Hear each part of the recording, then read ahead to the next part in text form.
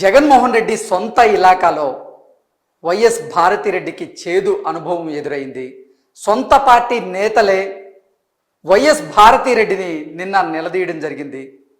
ఎన్నికల ప్రచారంలో భాగంగా పులివెందుల నియోజకవర్గంలో వైఎస్ భారతి ఎన్నికల ప్రచారంలో పాల్గొన్నటువంటి నేపథ్యంలో ఒక ఊరికి సంబంధించినటువంటి సర్పంచ్ భర్త భారతిరెడ్డిని నిలదీశారు.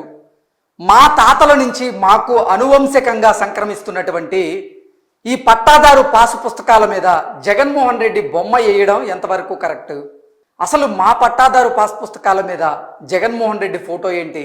ఉంటే మా తాతలవి ఉండాలి, లేదా రైతు అయినటువంటి నాది ఉండాలి, కానీ జగన్మోహన్ రెడ్డిది పెట్టడం ఎంతవరకు కరెక్ట్ అంటూ కూడా భాస్కర్ రెడ్డి భారతిరెడ్డి గారిని ప్రశ్నించడం జరిగింది.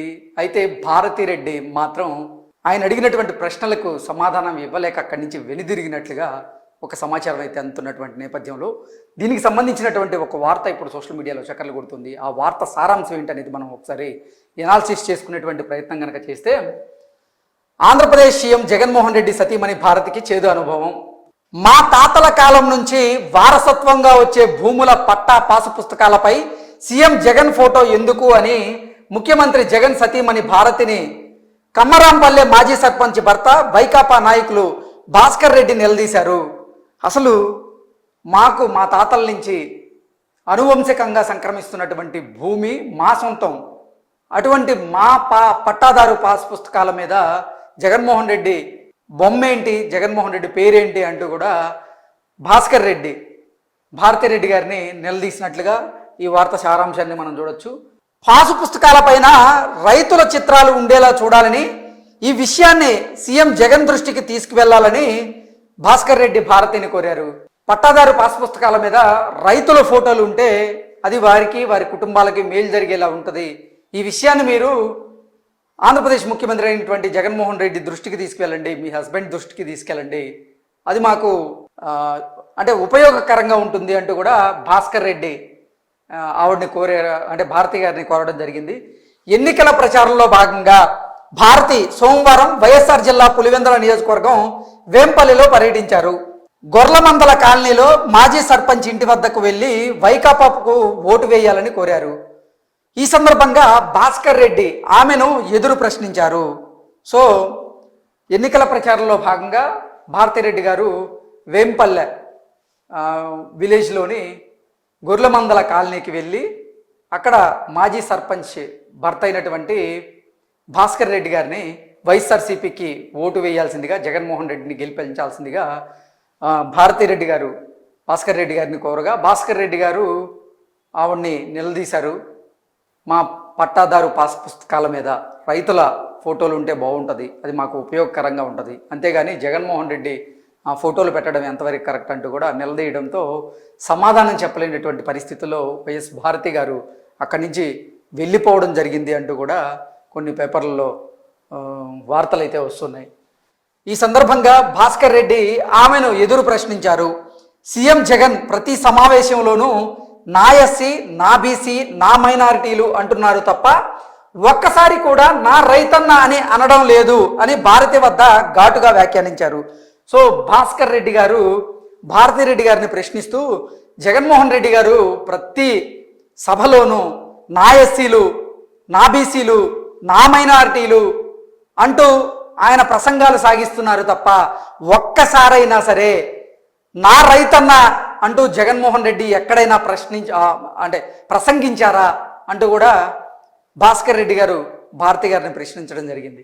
అంతేకాకుండా రైతు భరోసా కింద రాష్ట్ర ప్రభుత్వం ప్రకటించినటువంటి 16,000లో సగం సొమ్ము కేంద్ర ప్రభుత్వానిదేనని, దీనివల్ల రైతులకు ఎలాంటి ప్రయోజనం ఉండదన్నారు. ఈ మొత్తాన్ని పెంచి రైతులకు మేలు జరిగేలా చూడాలని భాస్కర్ రెడ్డి కోరారు. భాస్కర్ రెడ్డి ప్రశ్నలకు భారతి సమాధానం చెప్పకుండా మౌనం వహించారు.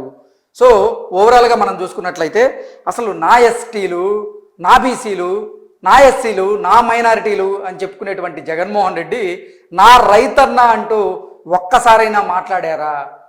అలా మాట్లాడితే బాగుండు అనే ఉద్దేశంతో భాస్కర్ రెడ్డి గారు భారతిరెడ్డి గారిని ప్రశ్నించారు. దాంతో పాటుగా అసలు రైతు భరోసా కింద రాష్ట్ర ప్రభుత్వం 16,000 రూపాయలు ప్రకటించింది.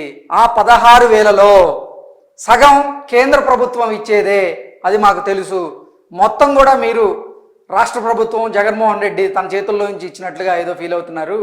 కేంద్ర ప్రభుత్వం ఆ 16,000 రూపాయల్లో సగానికి పైగా ఇస్తుంది, అది మాకు తెలుసు. దానివల్ల రైతులకి ఒక ఉపయోగం కూడా లేదు అన్నట్లుగా భాస్కర్ రెడ్డి భారతి దగ్గర మొత్తుకున్నట్లుగా ఈ వార్త అయితే సారాంశాన్ని మనం గ్రహించవచ్చు. అయితే రైతు భరోసా మొత్తాన్ని పెంచి రైతులకు మేలు జరిగేలా చూడాలని భాస్కర్ రెడ్డి కోరారు. రైతు భరోసా కేవలం 16,000 రూపాయలు మాత్రమే వస్తుంది. దానివల్ల రైతులకు పెద్దగా ఒరిగిందేమీ లేదు.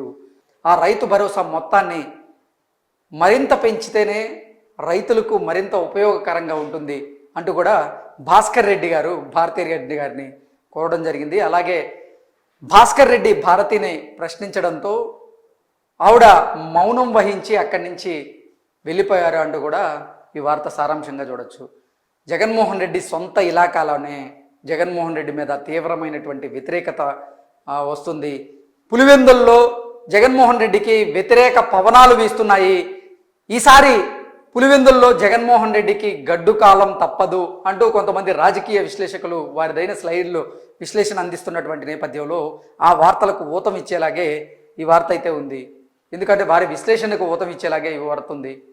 రానున్నటువంటి సార్వత్రిక ఎన్నికల్లో పులివెందుల నియోజకవర్గంలో జగన్మోహన్ రెడ్డి గడ్డు పరిస్థితులను ఎదుర్కోబోతున్నారు అనేది ఈ వార్త చూస్తే మనకి క్లియర్గా అర్థమవుతుంది. ఎందుకంటే అధికార వైసీపీకి చెందినటువంటి నాయకులే ఈరోజు అధికార పార్టీకి చెందినటువంటి నాయకుల్ని, అలాగే జగన్మోహన్ రెడ్డి గారి సతీమణి అయినటువంటి భారతీ రెడ్డి గారిని ప్రశ్నించేదాకా వచ్చిందంటే అసలు ఆ నియోజకవర్గంలో అభివృద్ధి లేదని, ఆ నియోజకవర్గంలో జగన్మోహన్ రెడ్డి చేసిందేమీ లేదని, తీవ్ర వ్యతిరేకతతో అక్కడ ఓటర్లు ఉన్నారంటూ కూడా కొన్ని వార్తలు అయితే వస్తూ ఉన్నాయి. ఆ వార్తలకి ఊతం ఇచ్చేలాగే ఈ వార్త అయితే ఉంది.